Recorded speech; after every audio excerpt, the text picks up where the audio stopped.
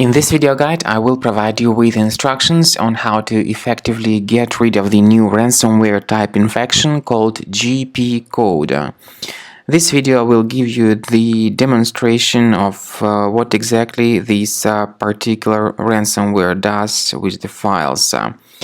Before the ransomware attack, there are no problems opening any file types.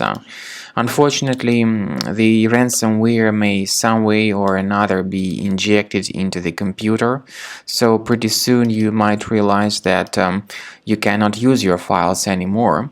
The intrusion of this particular ransomware is the result of poor protection of your computer by the current security software.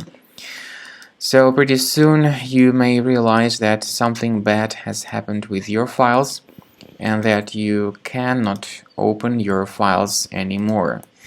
The ransomware encrypts the files and then it adds a special extension to them.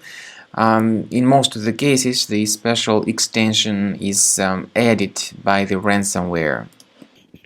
So the ransomware encrypts these files and adds this special GpCODE extension to the data. It also gives this scary message, briefly mentioning that your files have been encrypted and that you need to pay the ransom for file restoration. On the other hand, paying the ransom doesn't guarantee that the files would be restored. So we strongly urge you not to pay that ransom. What you should do is to immediately undertake the measures to remove this ransomware, and we suggest that you go to Program Files, start Internet Explorer browser in order to download the special software called Combo Cleaner Antivirus. You may get it on the official page combocleaner.com. Download the software, install the application, and start carefully researching your computer with its help in order to detect and delete this particular ransomware from your system. Once again, the page is combocleaner.com.